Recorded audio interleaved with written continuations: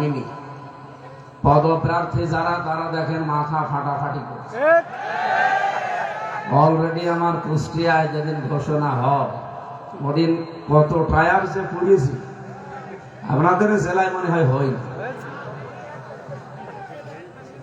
ঘোষণা হয়নি তো এজন্য টের পাচ্ছে। সুতরাং বাংলাদেশ জামাত ইসলামী একটা দৃষ্টান্ত অলরেডি স্থাপন করে ফেলেছে। 300 জনের নাম ঘোষণা দিয়েছে, কোন জায়গায় টায়ার পুড়েছে, কেউ রাস্তাঘাট ব্যারিকেড দিয়েছে, এমনকি যাদের নাম ঘোষণা হয়েছে তারা নিজেরাও জানে না। অন্তত আমার নিজেরটা তো আমি বলছি, 5 মিনিট আগেও না, 1 মিনিট আগেও আমি জানতাম না যে আমার নাম ঘোষণা হতে পারে। অধ্যাপক মতিয়ার রহমান ঠিক এইরকমই, উনিও জানতেন না। সুতরাং দায়িত্ব যারা চেয়ে নেয়, আল্লাহর রহমত তাদের উপরে থাকে না। আর চেয়ে নেওয়া না দিলে মারামারি করছে, রহমত থাকে কি করে? এ মাহফিলের বিশেষ অতিথি, বিশেষ করে সাবেক মেয়র কোটচাঁদপুর পৌরসভার জনাব সালাউদ্দিন বুলবুল শিডল, বিশেষ অতিথি বীর মুক্তিযোদ্ধা ওয়াসেল হোসেন, জনাব আব্দুর রশিদ, আলহাজ জামাল মিয়া, জনাব আখতারুজ্জামান, সার্বিক ব্যবস্থাপনায় যারা আছেন আলমগীর হোসেন, সঞ্চালনায় জনাব আব্দুল হালিম, মাহফিলের ব্যবস্থাপক হাফেজ মোহাম্মদ এনামুল হক। এলাকায় আমার ভাইরা ভাইয়ের বাড়ি, বড় ভাইরা ভাইয়ের বাড়ি এই থানায়, এই পাশে। মাহফিলটা তার মাধ্যমেই নিয়েছি। আমিরে জামাত ডাক্তার শফিকুর রহমান হাফিজাহুল্লাহ, উনি জানিয়েছেন আপনি তো এখন আর শুধু আমির হামজা নেই, সুতরাং কোন জেলাতে গেলে আগে ওই জেলার দায়িত্বে যিনি আছেন, আমির আছে অথবা সেক্রেটারি আছে অথবা থানায় যারা দায়িত্বে আছে, নিকট যারা আছে, এদেরকে একটু জানাবেন, যেহেতু ভাইরা ভাইয়ের উপরে আর নিকটে কে আছে। এই জন্য ওনার মাধ্যমে এসেছে আপনাদের এলাকার সন্তান, উনি সাংবাদিক জনাব খালিদ হোসেন দামাত বারকাতুহুমুল আলিয়া। এই মাহফিলে এসেছেন আপনাদের এই কোটচাঁদপুর থানার অফিসার ইনচার্জ, আপনাদের অভিভাবক জনাব কবির হোসাইন মাতব্বর দামাত বারকাতুহুমুল আলিয়া। মঞ্চে বসা ওলামা ইকরাম, আমি তো অনেকের নাম জানি না, অনেক আলেম এসেছে এখানে। বিশেষ করে আমার আগে যিনি কথা বললেন, পাশের জেলা চৌগাছা যশোর থেকে আগত ইসলামিক চিন্তাবিদ জনাব মাওলানা আবু যর গেফারি দামাত বারকাতুহুমুল আলিয়া। সামনে বসা মুসলমান ভাইরা, পর্দার আড়ালের সম্মানিতা মা এবং বোনেরা, আমার আসার সময় বলছিল একজন যে মহিলা এর চাইতে ডবল হয়ে গেছে। মেয়েদের যে উপচে পড়া ভিড়, এই কারণে আমি মেয়ে লোক নিয়ে একটা সূরাও পড়েছি, একটা আয়াত সূরা নিসা থেকে পড়েছি। ওনাদের উপস্থিতি বেশি হওয়ার কারণে আমরা তাফসীর আকারে কথা বলবো ইনশাআল্লাহ। মেয়েরা যারা এসেছেন, যদি সামনে জায়গা থাকে একটু এগিয়ে বসে। আপনি যদি একজনেরও জায়গা করে দেন, এইটার কারণে জান্নাতে আল্লাহ আপনার জন্য একটা জায়গা করে দেবে। আমরা হাদিস পড়েছি সারা জীবন, আমি এই হাদিসটা এভাবে বুঝতাম না। মান বানা লিল্লাহি মাসজিদান, শব্দের দিকে খেয়াল করেন। মান বানা লিল্লাহি মাসজিদান বানাল্লাহু লাহু বাইতান ফিল জান্নাহ। সহিহ হাদিস। পৃথিবীতে কেউ যদি একটা মসজিদ তৈরি করে আল্লাহর জন্য, কার জন্য? আল্লাহ তার জন্য জান্নাতে একটা ঘর বানিয়ে দেবে। কি বুঝলেন হাদিস থেকে? এইদিকে 50 হাত, এইদিকে 100 হাত, বিশাল বড় মসজিদ বানানো লাগবে 5 তলা নাকি? না, এই যে মান বানা লিল্লাহি মাসজিদান, মসজিদ মানে সেজদা দেওয়ার জায়গা। একটা সেজদা দিতে যতটুকু জায়গা লাগে এতটুকু যদি আপনি বানিয়ে দেন, আপনার জন্য জান্নাতে আল্লাহ অলরেডি একটা ঘর বানাবে। একটা মসজিদের সেজদার জায়গা কতটুকু? সর্বোচ্চ 2টা টাইলস হলে একটা সেজদার জায়গা হয়ে যায়। কথা বলেন না? তার মানে এতটুকু জায়গাও যদি কেউ বানিয়ে দেয় একটা মসজিদে, মনে করেন 2000 মানুষ নামাজ পড়বে, আপনি একজনের জন্য একটা সেজদা দিতে যা লাগে বানিয়ে দিলেন, 2টা টাইলসের টাকা দিয়েছে। তো জান্নাতে আপনি এই দুইটা টাইলসের কারণে, এই পরিমাণ মসজিদের জায়গার কারণে একটা ঘর অলরেডি পাবেন। সে ঘরের সীমানা হবে আপনার এই দুই টাইলসের মতো না। কোরআন শরীফে আমি সেখানে জান্নাতের বর্ণনা পেয়েছি, জান্নাতের এমনি কথা না, বর্ণনামূলক। সেই জায়গায় দেখবেন আল্লাহ এক বছর দেয়, সব জায়গায় আল্লাহ দিয়েছেন বহু বছর। আল্লাহ রাব্বুল আলামিন বলেন, জান্নাতিন তাজরি মিন তাহতিহাল আনহার। এখানে আল্লাহ জান্নাত এক বছর দেয়নি, বহু বছর দিয়েছে। আমি অধ্যাপক মতিয়ার রহমানকে জিজ্ঞাসা করছি, আল্লাহ কেন বহু বছর দিলেন? কোন জায়গায় আপনি জান্নাতের বর্ণনামূলক আয়াত দেখলে এক বছর পাবেন না। উনি যদি ইংরেজি শিক্ষিত মানুষ, সারা জীবন ইংরেজির উপরে অধ্যাপনা করেছে। বচন হিসাবে আমরা বিভিন্ন ভাষা দেখেছি, এমনও ভাষা আমি দেখেছি যেখানে এক বচন, এরপরে বহু বচন, দ্বিবচন নেই। ইংরেজিতেও নেই, দ্বিবচন আছে ইংরেজি। বাংলা আছে এক বচন, দ্বিবচন, বহু বচন। আরবিতেও আছে এক বচন, দ্বিবচন, বহু বচন। মালয়েশিয়াতে আমি অনেক দিন ছিলাম, যে মালয় ভাষা কিছু কিছু আয়ত্ত করেছিলাম। ইন্টারন্যাশনাল ইসলামিক ইউনিভার্সিটি, যেটা 120টা দেশের ছেলে মেয়েরা আছে, ওখানে 120টা ভাষায় কথা বলা লোক পাওয়া যায়। আমি যতগুলো মানুষের সাথে মিশেছি, অধিকাংশ ভাষাতে দ্বিবচনটা নেই। মালয় ভাষাতে আপনি দ্বিবচন পাবেন না, এক বচন, বহু বচন। তামিলনাড়ুতে ছিলাম প্রায় 1 মাস 23 দিন, ওদের ভাষাটাও প্রায় আমি অনেক শিখে ফেলেছিলাম। কথা বলতেছে দেখে ওদের ভাষায়ও দ্বিবচন নেই, এক বচন, বহু বচন। আরবি গ্রামার পড়তে গিয়ে দেখি না, এক বচনের পরে দ্বিবচন, এরপরে বহু বচন। তখনই আমি আয়াতটা মিলিয়েছি, আল্লাহ কেন জান্নাত বহু বচন দিলেন। এখানে কয়েকটা ব্যাখ্যা আমি নিজে পেয়েছি, তাফসিরে ফি জিলালিল কোরআন থেকে বলছি, একটু ভালো করে খেয়াল করেন, আপনার ভালো লাগবে। রব্বুল আলামিন বহু বচন দিয়েছেন এই কারণে, এক হলে আমরা বলি এক বচন, একের অধিক দুই হলে দ্বিবচন, কিন্তু বহু বচন হতে হলে আর দুই থাকে না, 3 হওয়া লাগবে। 2 যতক্ষণ থাকবে ততক্ষণ ওটা বহু বচন হয় না। অন্য ভাষায় আছে একের পরে 2 হলে সেটা বহু বচন। আপনি চায়নায় যান, আমার জেলখানায় 2 জন পার্টনার পেয়েছিলাম চায়না, এদের সাথে যখন কথা বলতে বলতে 3 বছর তো এক জায়গায় ভাষা প্রায় শিখে ফেলেছি। কথা বলতে বলতে ওদের ভাষা জিজ্ঞাসা করতাম, আপনি বচন বলেন তো। ওর ভাষা হালকা হালকা বলতে পারতাম, ও বলছে এক বছর, বহু বছর, 2 বছর কই নেই। ওদের ওই ভাষায় ওইটা নেই, তামিলনাড়ুতে নেই, মালয়েশিয়াতে নেই, থাইল্যান্ডে নেই, ইন্দোনেশিয়ায় নেই, সিঙ্গাপুরে নেই। আমি যতগুলো দেশে ঘুরেছি পাইনি। আরব দেশে পেয়েছি, বাহরাইনে পেয়েছি, কুয়েতে পেয়েছি, দুবাই পেয়েছি, সৌদি আরবে পেয়েছি। এই জায়গাগুলোতে ওরা ভাষা ব্যবহার করে একের পরে 2, 2 পরে 3। আমি এতক্ষণ কিন্তু সামারাইজ বলিনি, এবার বলবো। 3 না হলে কোন জিনিস বহু বচন আরবিতে হয় না। আল্লাহ জান্নাত বহু বচন দিয়েছেন এজন্য। এখানে আমরা মনে হয় অধিকাংশ মানুষের হাদিস শুনেছি, দুনিয়ায় যদি কাউকে যাররা পরিমাণ ঈমান নিয়ে বিদায় নিতে পারে, আল্লাহ তাকে জান্নাত দেবে, আর জান্নাত হবে এই দুনিয়ার সমান 10 দুনিয়া। শোনেননি এটা? একটা জান্নাত হবে পৃথিবীর সমান কত? আরো জোরে বলেন। তাহলে আল্লাহ যে বহু বচন দিলেন জান্নাত, তার মানে একের পরে 2 না 3। একটা জান্নাত যদি আল্লাহ কাউকে দেয়, কমপক্ষে এই দুনিয়ার হিসাবে 30 দুনিয়ার সমান হবে।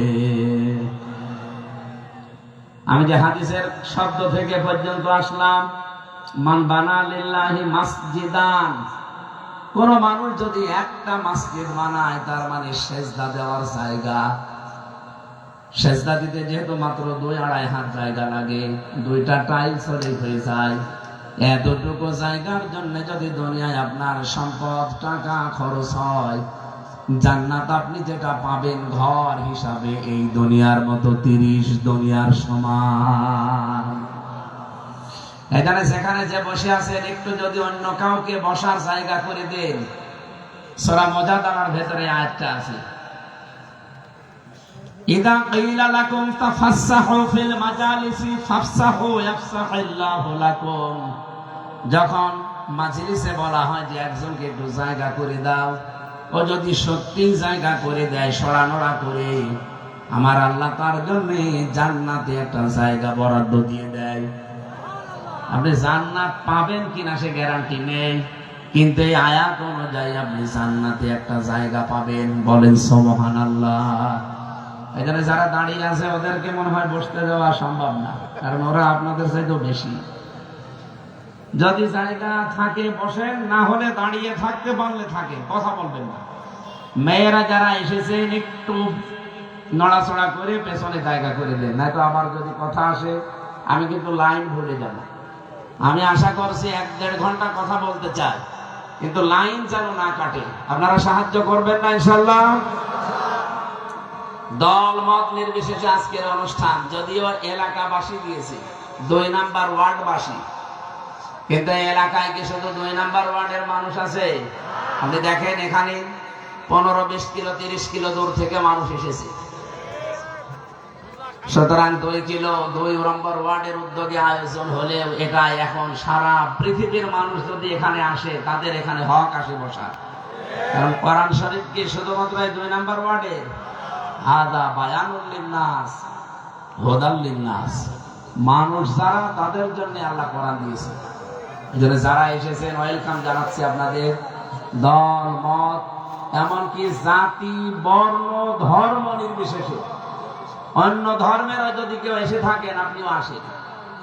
আপনাকে আমি মুসলমান হতে বলছি না, কিন্তু কোরআন আপনার জন্য। সেদিন একজন বিসিএস ক্যাডারকে বলেছিলাম, হিন্দু মানুষ, যে আপনারা মুসলমান হওয়া লাগবে না, কিন্তু কোরআনটা একটু পড়েন, কিন্তু বুঝে পড়েন। অনেক বলছে আমি তো আরবি না, আপনারা আরবি পড়তে বলি নাই, আপনি ইংরেজিতে পড়েন যদি পারেন, নাই বাংলায় পড়েন। 3 মাস পরে আমি আপনারা জিজ্ঞাসা করবো আপনি পড়েছেন কিনা। ওনার আমি বাংলাটা দিয়েছিলাম, ইংরেজিটা উনি কিনে নিয়েছে।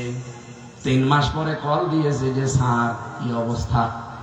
আমারে বলে মাওলানা আমি মুসলমান হয়ে গেছি। মুসলমান হয়ে গেছি কই, আপনাকে তো আমি জোর করিনি। আমারে বলছে আমার জোর করা লাগবে না, পুরা কোরআন শরীফ আমি একবার শেষ করেছি। এমনকি শেষ করার পরে চিন্তা করলাম সূরা হজ এর 73 নাম্বার আয়াতটা আমি 50 বার পড়েছি। যতবার পড়ি আমার ভেতরে শুধু নাড়া দেয়। দেখি আপনাদেরকে নাড়া দেয় কিনা। ইয়া আইয়ুহান নাসু গরিবা মাসালুম ফাসতামিউ লাহ। হে মানব মণ্ডলী, তোমাদের সামনে আমি একটা দৃষ্টান্ত দিচ্ছি, উপমা উদাহরণ, খুব ভালো করে শোনো। কে বলছে? দৃষ্টান্ত তো মতিয়ার বানায়নি, হামজা বানায়নি, বানিয়েছে আল্লাহ নিজে। আল্লাহ বলেন এমন একটা দৃষ্টান্ত তোমাদের সামনে এবার পেশ করছি, খুব ভালো করে শুনবা। কি আছে একটু খেয়াল করেন তো। একটা হিন্দু অধ্যাপক, প্রায় 53 বছর বয়স লোকটার। উনি বলছে আমি যখন এই আয়াতটা 1 বার 2 বার না 50 বার পড়েছি ইংরেজিতে আর বাংলায়। যেইবারই পড়ি একটা ভেতরে আন্দোলন শুরু হয়। ইন্নাল্লাযীনা তাদউনা মিন দুনিল্লাহ, নিশ্চয় যারা আল্লাহ বাদে অন্য কাউকে ডাকে, ইবাদত করে, পূজা করে, অর্চনা করে, মাথা নত করে,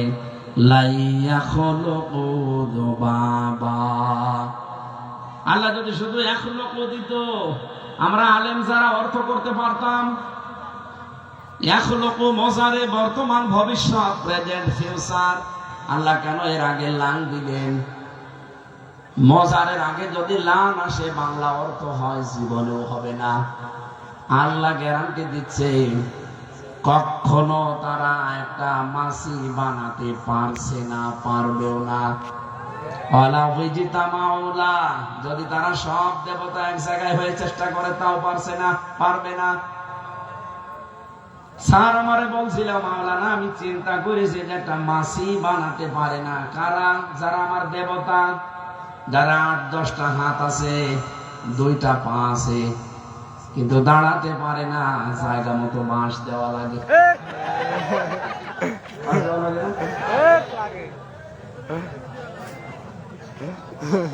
উনি পরের শব্দগুলোর বাংলা বলছিলেন আমারে,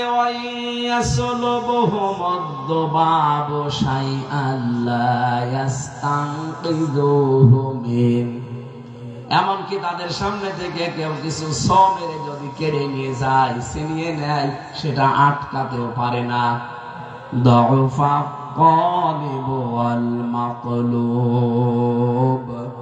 কতই না দুর্বল সে ডাকে এবং যাকে ডাকা হয়। উনি আমারে আঙ্গুল দিয়ে মোবাইলে কথা বলতে পারেনি, সরাসরি যে উনি মোবাইলে ভিডিও করে দেখাচ্ছে যে আঙ্গুল দিয়ে যেহেতু বিসিএস ক্যাডার, আমি ওনাকে বলেছিলাম কোরআন পড়লে আপনি বুঝে বুঝে পড়বেন, আনাকুম জানাকুম পড়বেন না। উনি বুঝে বুঝেই পড়েছে, নিজের দিকে ইঙ্গিত দিচ্ছে। কতই না দুর্বল যে ডাকে, যাকে ডাকা হয়। উনি বলছে 53 বছর আমি নিজের হাতে এগুলো বানিয়েছি, খড় দিয়ে, বাঁশ দিয়ে, মাথা নত করে আছি। এ তো নিজে হাত 2টা না, আমার 2 হাত আমি ধরতে পারি, 2 পা আমি চলতে পারি। ওর হাত 10টা, পা 2টা, ধরতেও পারে না, দাঁড়াতেও পারে না, আবার বাঁশ দেওয়া লাগে। ও তো আমার চাইতেও দুর্বল। অলরেডি আমি মুসলমান হয়ে গেছি, আমি বাড়িতে আপনার কুষ্টিয়াতে যে হব অনেক দেরি হয়ে যাবে, এই জন্য আমার ইমাম সাহেবের কাছে আমি হয়ে গেছি। এখন আমার 2 জন সন্তান আর আমার স্ত্রীকে আমি লাইনে নিয়ে আসার চেষ্টায় আছি। ঝিনাইদহবাসী, আপনাদের বিবেকের কাছে আমার প্রশ্ন, এই এলাকার ভেতরে যদি অন্য ধর্মের কেউ থাকেন, আপনাকে আমি মুসলমান হতে জোর করি না, শুধু আমাদের ধর্মীয় গ্রন্থ একটু বুঝে পড়বেন। আরবিতে যদি না পারেন একটু হালকা বাংলায় পড়েন। সেদিন রংপুরে একটা অনুষ্ঠানে ছিলাম, মনে হয় 15-20 মিনিট কথা বলেছি। হঠাৎ করে একটা মেয়ে মাথায় কাপড় নিয়ে শুধু ওড়নাটা বুকে দিয়ে দৌড়াচ্ছে। কিভাবে কিভাবে যেন সামনে চলে এসেছে। জিজ্ঞাসা করলাম, বেয়াদব, মুসলমান মনে করেছিলাম যে বেয়াদব মেয়ে এখানে আসলে। আমারে বলছে, হুজুর থামেন, আমি বেয়াদব না, আমি তো আপনার ধর্মেরই লোক না, আমি হিন্দু মেয়ে, আমি কলেজে অনার্সে পড়ি, আমার পরীক্ষা চলছে, 2 দিন পরে আমার পরীক্ষা, এই জন্য আমি পড়ছিলাম। পাশে যেহেতু আমার বাড়ি, এই আওয়াজগুলো আমি শুনছিলাম। সূরা হাক্কাতের তাফসীর ওই দিন আমি করেছিলাম, সূরা মাআরিজের যে কিয়ামতের দৃশ্যটা আল্লাহ কিভাবে বানাবে ওই কথাগুলো বলছিলাম। 2-3 আয়াতের তাফসীর কেবল শুরু করেছি। আমার পড়া কলম খাতা বাদ দিয়ে আমি ভালোভাবে শুনে দেখলাম, পৃথিবীর এই জমিনটা তো চলো না, এটা ধোকার জায়গা। আমারও তো এই ময়দানে একদিন হাজির হওয়া লাগবে। আমি কি নিয়ে রওনা করছি? আমি আমার বাবা মা আত্মীয় স্বজন জানি, এখন আপনাদের ইসলামে আসলে তারা আমারে আর ছাড়বে না। আমি সব অলরেডি ত্যায্য করে চলে এসেছি, মুসলমান হতে চাই। বিবেকটা হালকা কাজে লাগান, পৃথিবীর কোন ধর্ম আপনার ভালো লাগবে না ইসলাম বাদ দিয়ে।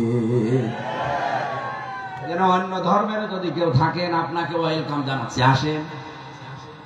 কলেজের একজন অধ্যাপক, বিসিএস ক্যাডার, অনার্সে পড়া 2য় বর্ষের একজন মেয়ে, হিন্দু, একটু শোনার পরে যদি মুসলমান হয়ে যায়, আপনিও আসেন। আমার বিশ্বাস আপনার বিবেকটা যদি থাকে, কাজে লাগে, যদি আপনিও আশা করছি এই পৃথিবীর শ্রেষ্ঠ ধর্ম ইসলামে দীক্ষিত হবেন ইনশাআল্লাহ। এই জন্য দল, মত, জাতি, বর্ণ, ধর্ম নির্বিশেষে যারা এসেছেন সবাইকে নিয়ে আমাদের মালিক যিনি সবার মালিক, ওনার কাছে আমরা নত শিরে শুকরিয়া আদায় করছি আলহামদুলিল্লাহ। আরো জোরে বলেন আলহামদুলিল্লাহ। দরুদ আর সালাম পড়ছি আমাদের নবী মুহাম্মদুর রাসূলুল্লাহ সাল্লাল্লাহু আলাইহি ওয়াসাল্লামের প্রতি। কোরআন শরীফের ভেতরে 114টা সূরা, আমি মাত্র একটা সূরার 176টা আয়াতের একটা আয়াত পড়েছি, সূরা নিসার, মদিনায় নাযিল হওয়া। আমার এই মাথার ভেতরে এই আয়াত সম্পর্কে যত তথ্য আছে, আমার এখন 33 বছর, আরো যদি 33 বছর আমি বাঁচি, পড়া সারা জীবন এই আয়াতের উপরে আমি কথা বলতে পারবো, এত কথা এখানে আছে। আমি চেষ্টা চালাবো গবেষণামূলক কিছু কথা এই বাংলাদেশের সাথে মিলিয়ে বলা। আল্লাহ যেন তৌফিক দেন, আমিন। সূরার নাম নিসা।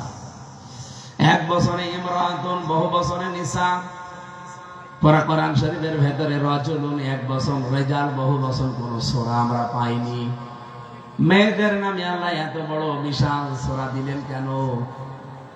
একটাই মাত্র কারণ, আল্লাহ পাক হচ্ছেন মেয়েদের পক্ষে। কাদের পক্ষে?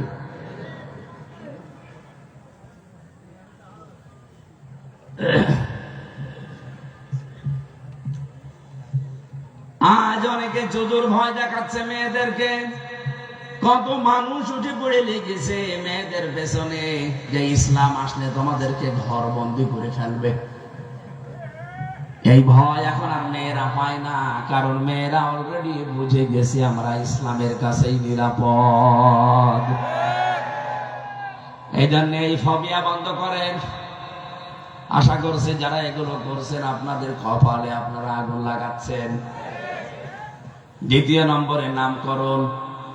নেশা কেন নামকরণ করা হয়েছে? এটা মদিনায় কেন আল্লাহ নাযিল করলেন, মক্কায় না দিয়ে? আমি কোন সূরা পড়তে গেলে আগে দেখি এখানে 9টা জিনিস পাওয়া যায় কিনা। 9টা জিনিসের অন্যতম হচ্ছে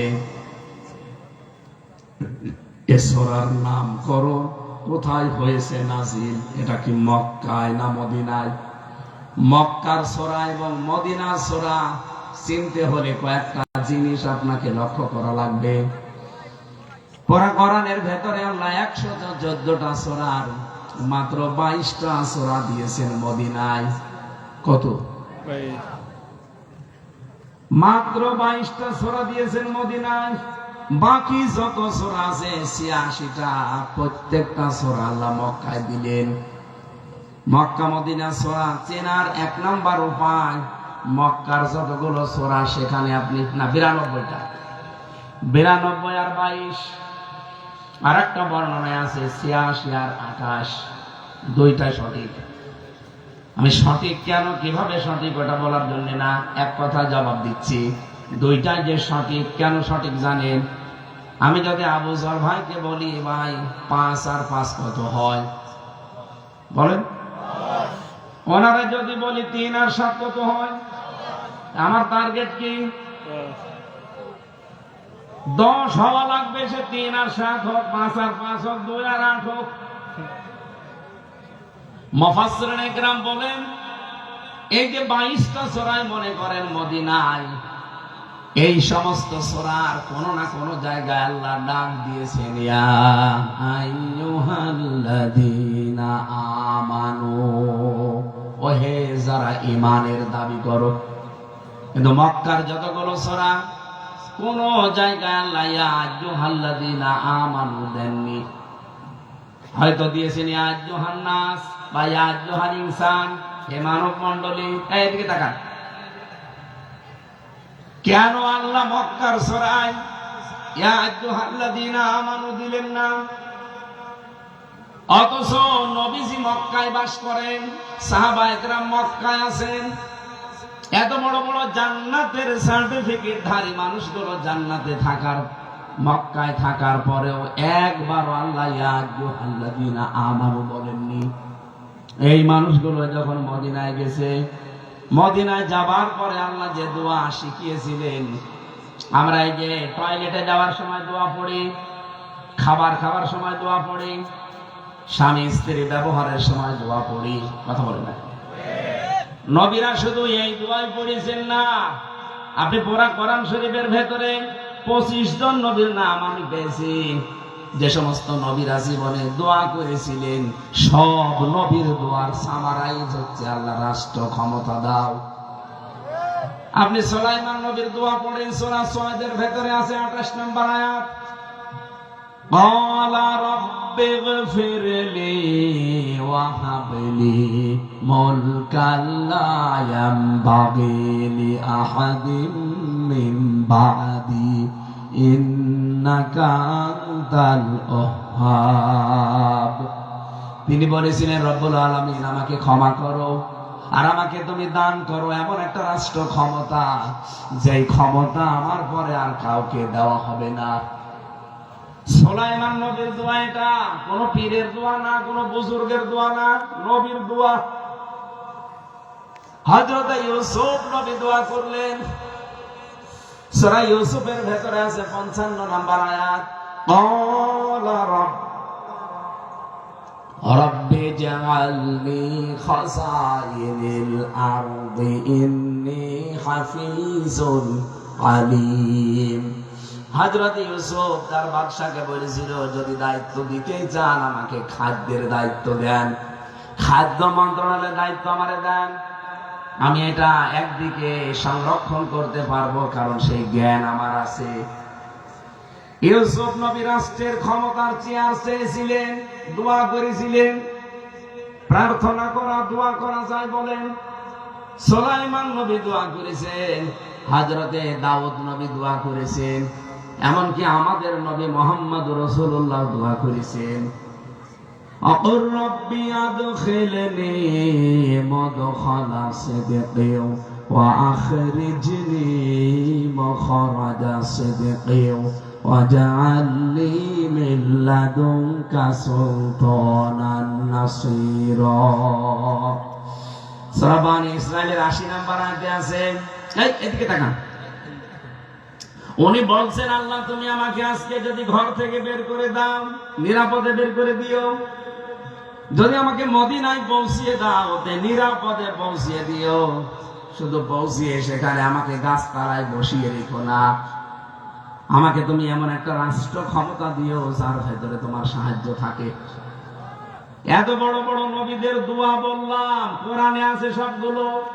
তারা যেমন খাবার খাওয়ার দোয়া পড়েছেন, টয়লেটে যাওয়ার দোয়া পড়েছেন, ঘুমানোর দোয়া পড়েছেন, পাশাপাশি তারা এই দোয়া পড়েছিলেন। আর আমরা দোয়া না, এই দোয়ার জন্য এখন চেষ্টা করলে আমাদেরকে উল্টাপাল্টা কথা বলে। আমার মনে হয় এরা যদি এখন নবীজির জামানায় থাকতো, ওরা নবীকেও আমাদের মতো গালি দিত। হ্যাঁ, কথা বলে না কেন? নবীরা যদি দোয়া করতে পারে, মিল্লাদুনকা সুলতানান নাসীরা, আমাকে রাষ্ট্র ক্ষমতা দাও যার ভেতরে তোমার সাহায্য থাকে, কেন বলেছিলেন? ৮৬টা অথবা ৯২টা সূরা যেখানে নাযিল হয়, একবার আল্লাহ ইয়া আইয়ুহাল্লাযীনা আমানু বললেন না। অথচ এই মানুষগুলো যখন মদিনায় যে রাষ্ট্র ক্ষমতা হাতে পেয়েছে, কোরআনের বিধানগুলো চালু করেছে, তখন যতগুলো সূরা নাযিল হয় তখনই বলা লাগে ইয়া আইয়ুহাল্লাযীনা আমানু। আয়াতের এই সামারাইজ আমি পেয়েছি, এটা ফি জিলালিল কোরআনে পাবেন। এদিকে তাকান। মুফাসসির এটাই বোঝাতে চেয়েছেন, রাষ্ট্রীয় ব্যবস্থায় যতদিন পর্যন্ত আল্লাহর বিধান চালু না থাকে, আল্লাহর দৃষ্টিতে সেখানে ঈমানদার হওয়া পুরোপুরি সম্ভব না। এই মানুষগুলো মদিনায় গিয়ে রাষ্ট্র চালাচ্ছে আল্লাহর বিধান দিয়ে। এবার কিন্তু আল্লাহ ইয়া আইয়ুহান নাস বলেননি, ইয়া আইয়ুহাল ইনসান বলেননি, বলেছেন ইয়া আইয়ুহাল্লাযীনা আমানু। 89 জায়গায় আছে কোরআনে। ঝিনাইদহবাসী আপনাদেরকে পাশের জেলা তো ভালোবাসি অনেক। এই বাংলাদেশে ৫৬,০০০ বর্গ মাইলে যতদিন পর্যন্ত কোরআনের বিধান কায়েম না হবে, আল্লাহর দৃষ্টিতে আপনি পূর্ণাঙ্গ ঈমানদার হতে পারবেন না। এই জন্য চেষ্টা চালাচ্ছে আপনাদের সাথে নিয়ে। এবার ইসলামকে আমরা আর অনুরোধের জায়গায় রাখতে চাই না, ইসলামকে এবার আমরা নিয়ে যেতে চাই আদেশের জায়গায়। ইসলাম কি অনুরোধের জায়গায় থাকবে? 54 বছর তো আছে। এবার আমরা একবারের জন্য হলো আদেশের জায়গায় নিয়ে যাব। বলেন বলেন। এই কোরআনে আল্লাহ আদেশ দিয়েছেন 500। একটা আদেশ এই দেশে চলে না, সব অনুরোধ। জি হুজুর, জি হুজুর। কোথায় পেয়েছেন ইসলামের আদেশগুলোকে? আপনি অনুরোধ বানিয়ে ফেলেছেন। এবার আসেন না কেন? আল্লাহ যেভাবে আদেশ দিয়েছে আদেশের জায়গায় নিয়ে যায়। আদেশের জায়গা হচ্ছে এই গড়সাকপুরের ওসি সাহেবের এই চেয়ার। এই চেয়ারে এবার আমরা কোরআনকে নিয়ে যেতে চাই। আদেশের জায়গা হচ্ছে এই ঝিনাইদহ জেলার গড়সাকপুরের টিওনো যে চেয়ারে আছে ওইটা। কথা বলে না কেন? আদেশের জায়গা ঝিনাইদহ জেলার যিনি এসপি আছেন ওই চেয়ার, ঝিনাইদহ জেলার যিনি ডিসি আছেন ওই চেয়ার, যিনি এমপি হবেন যে চেয়ারে বসবেন ওই চেয়ার। এরকম 1628টা চেয়ার আছে পুরো বাংলাদেশ মিলে। আমরা এই চেয়ার গুলো যদি কোরআন দিয়ে আবার সাজাতে পারি, এখান থেকে কোরআনের আদেশ আসবে। কোরআনের আদেশ কারা দেখতে চান? দেখি লিল্লাহে তাকবীর।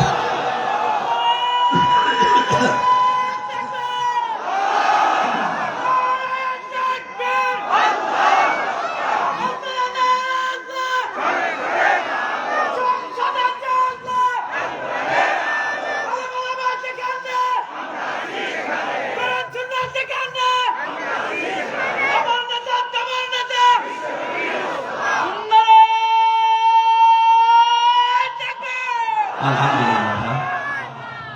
তাহলে মদিনায় আর মক্কায় নাযিল হওয়ার কারণ হালকা বোঝা গেছে। কি কথা বলেন না কেন? এই জন্য আমাদের এই 56,000 বর্গ মাইলে যতদিন পর্যন্ত কোরআন আমরা কায়েম করতে না পারছি আল্লাহর বিধানটা, ততদিন শুধু মনে মনে আপনি ইমানদার ভাবতে পারেন, আল্লাহর দৃষ্টিতে পুরাপুরি কমপ্লিট কামেল মুমিন হতে পারবেন না। পাগলের সুখ মনে মনে আর রাখতে চাই না। এবার যেহেতু আমাদের নিয়ত হয়ে গেছে, সারা বাংলাদেশে একই ঝড় চলছে, ইসলাম এবার আমরা রাষ্ট্রে দেখতে চাই। এটা শুধুমাত্র এই দেশে যারা নামাজ পড়ে তারা না, হিন্দু পর্যন্ত বলছে। গোবিন্দ চন্দ্র পরামানিক সারা বাংলাদেশের হিন্দু মহাজোটের মহাসচিব, কয়েকদিন আগে ঢাকাতে আমার সাথে দেখা হয়েছিল। আমারে বলছে, দাদা আমরা চাই এবার জামাত ইসলামী বাংলাদেশ রাষ্ট্রে ক্ষমতায় আসুক। আমি বললাম, আপনি হিন্দু মানুষের কথা বলেন? বলছে, হ্যাঁ, এই 15 মাসে বুঝে ফেলেছি এই দেশটা ইসলামের হাতেই নিরাপদ। একটা হিন্দু বুঝে ফেলল আর আপনি বোঝেন না? আপনি খালি ট্যাগ দেন। এগুলো বন্ধ করেন। আমরা দল মত জাতি বর্ণ ধর্ম নির্বিশেষে যেহেতু চাচ্ছি, আর আল্লাহর একটা সুন্নাত আছে। আল্লাহর সুন্নাত হচ্ছে জমিনে যারা অত্যাচার জুলুম নির্যাতনের শিকার বেশি হয়, আল্লাহ বলেন আমার নিয়মই হচ্ছে তাদেরকে রাষ্ট্র ক্ষমতা দিয়ে দেয়। এটা তুমি বানালাম না? না, আমি বানালাম। সূরা কসসের 6 নম্বর আয়াতে আছে। আমি দলিল বললাম, বাড়ি যে তাফসীর সহ মিলিয়ে দেখেন। আমি আন্দাজে কথা বলছি না, আমার পেছনে একটা সাপোর্ট আছে। কারণ কোরআনের চাইতে মহা সত্য দুনিয়ায় আর নেই। আমি এত বড় সাপোর্ট নিয়ে বলছি, আল্লাহ পাক এবার বাংলাদেশে ইসলাম কায়েম করবে। কেন করবেন? কেন জবাব আল্লাহ দিয়েছেন। আল্লাহ পাক বলেন, অনুমাক্কিনা লাহুম ফিল আরদি ওয়া নুরিয়া ফিরআউনা ওয়া হামানা ওয়া জুনুদাহুমা মিনহুম মা কানু ইয়াহযারুন। আল্লাহ বলেন, আমি জমিনে শাসন ক্ষমতা তাদের দেব। কেন দেব জানো? আমি নিজে দেখাবো। কে? আল্লাহ বলেন, নুরিয়া এর ফাইল আল্লাহ নিজে। আমি দেখাবো। এটা যদি হামজা বলতো যে আমি দেখাবো, ও জীবন অভিষেক করতাম না। আল্লাহ বলেন, আমি দেখাবো। কাকে দেখাবো? ফেরাউনকে, হামানকে আর তাদের সৈন্যবাহিনীকে। দলীয় সৈন্য হতে পারে, অথবা তার নিজের পোষা সৈন্য হতে পারে, যেন হোমা দিয়েছেন। ও জনদা হুমা, তাদের দুই প্রকার সৈন্য। এক প্রকার হচ্ছে দলীয় হেলমেট বাহিনী, আর এক প্রকার আছে দলীয় পোশাকের বাহিনী। এই দুইটাই তাদের সৈন্য। তাদেরকে আল্লাহ বলছেন আমি দেখাবো। এই জমিনে যাদের সবচেয়ে বেশি ভয় করত, তারা যাদের ব্যাপারে সবচেয়ে বেশি তারা সতর্ক ছিল, তাদেরকে আমি জমিনে ক্ষমতায় বসাবো। এই 54 বছরে জালেমরা সবচাইতে বেশি ভয় পেয়েছে একামতে দিনের কর্মীদের। এখন প্রশ্ন আসতে পারে, আল্লাহ প্রথমে নাম দিল অনরিয়া ফেরাউনা, ফেরাউনের ও তো মরে গেছে হাজার হাজার বছর আগে, আর ফেরাউন এখনো আছে। ফেরাউন যদি নাই থাকবে, এখনো পর্যন্ত 15 মাসে ওর এখনো অনুশোচনা হয় না, এখনো পর্যন্ত উস্কানি দেয়, উস্কানি দেয় ওখান থেকে। আর এখানে যে কয়টা বাড়ি ঘর হালকা পাতলা আছে, এই হিরণ চেয়ারম্যানের মতো উলঙ্গ হয়, জিনায় যায় না। আপনি ববু হন, মা হন, যাই হন, ওখানে বসে বসে অন্তত সংসার করেন। দরকার হয় দাদাকে মুসলমান বানিয়ে, অথবা হাসাম পাঠাচ্ছি আমরা মুসলমানদের, মুসলমান দিয়ে দরকার হয় বিয়ে করেন, এরপরও সংসার করলে করেন, আমাদেরকে আর উস্কানি দিয়েন না। আপনার 32 নাম্বার তো 33 হয়ে গেছে, আমাদের 2-1টা যা আছে এগুলো আর 34 বানাই না। আমার তো মনে হয় এগুলো মেয়াদ উত্তীর্ণ লাল পানি খেলে এই কাজ করে। ওখানে বসে উস্কানি দিচ্ছে, ওর ছেলে আমেরিকায় বসে উস্কানি দেয়। আরে দেশের কিছু পাগল ছাগল আন্দাজ লাফায়, টের পাচ্ছেন বাস্তবতা আপনি? এটাকে আগস্টের 5 তারিখে আগে পেয়েছেন, যেখানে পরিচয় দিলে পিটিয়ে লাল বানিয়ে ফেলে, সেখানে আপনি লকডাউন দেন। আবার বলছে 17 তারিখে নাকি শাটডাউন, আসেন আপনাকে শাট করে ফেলবে। এই পাগলামি বাদ দেন, যেভাবে আছে অন্তত সুখে থাকতে, যেভাবে আছেন অন্তত থাকেন, আল্লাহ বিল্লাহ করে শেষ বয়সটা চলে যাবে। যদি ইমান নিয়ে যেতে পারেন ভালো, না হলে যেভাবে আছেন ও মা দুর্গা বলতে বলতে যান। অন্তত এই দেশের মানুষকে আর বিপদে ফেলেন না, যারা আছে এরা একটু টিকে থাক। এরপরে বেঁচে আছে, আপনার ভালো লাগছে না, আপনি নাই পালিয়েছেন, সাথে কিছু নিয়ে গেছেন একেবারে খাস খাস যারা, কিন্তু যারা আর একটু দূরের তাদের কি অবস্থা এখন? আমি বাইরের দেশগুলোতে গেলে আগে হোটেলে উঠি, হোটেলে উঠলেই নিচতলায় নামি আগে খাবারের জন্য অথবা কোনো কাজের জন্য।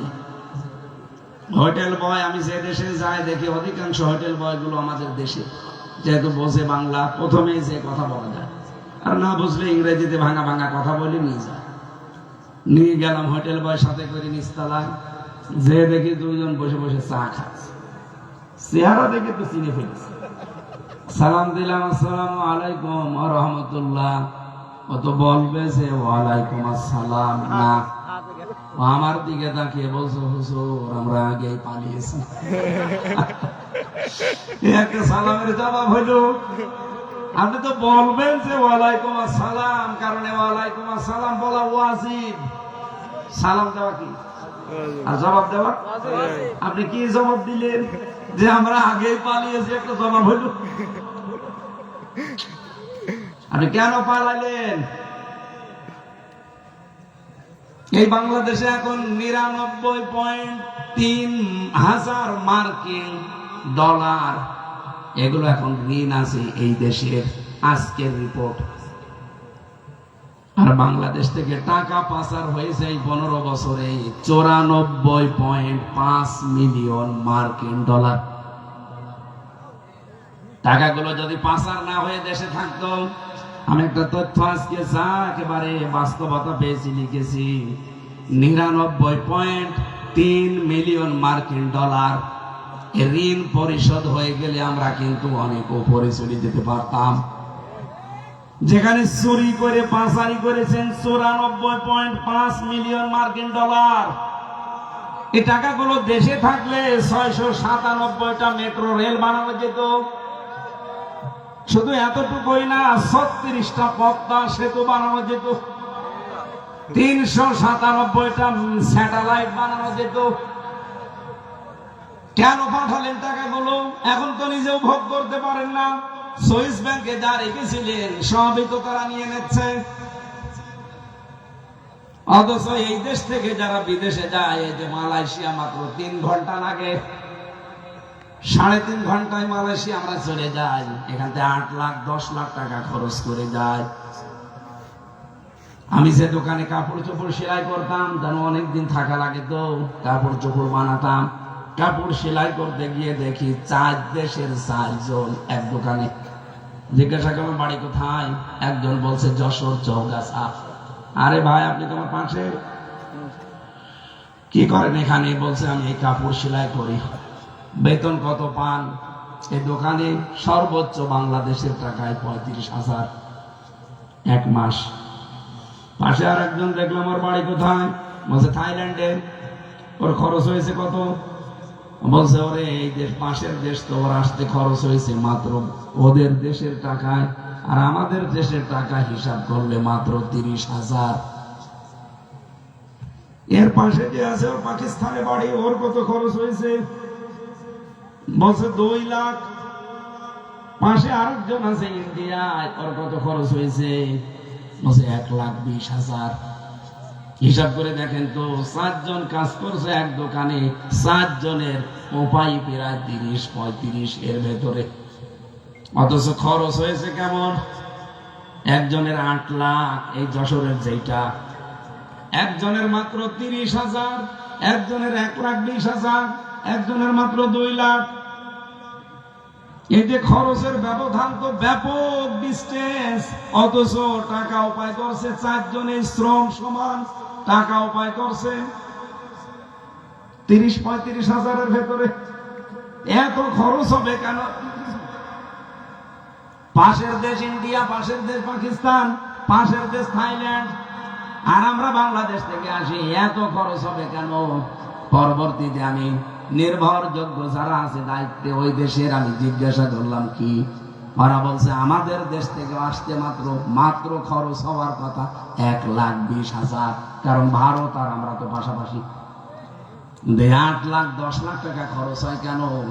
এই টাকাগুলো এতদিন পর্যন্ত নিত শেখ রেহেনা, আল্লাহর ওলি, আর ওই যে দরবেশ সালমান এফ রহমান, আর একটা চট্টগ্রামের আছে। এই 3 জন মিলে সিন্ডিকেট করে টাকা 1,20,000 হয়ে যায়। বাকি সব টাকাগুলো ওদের অ্যাকাউন্টে পাঠানো লাগে। আপনি চিন্তা করতে পারেন, শুধু একটা পরিবারের লোক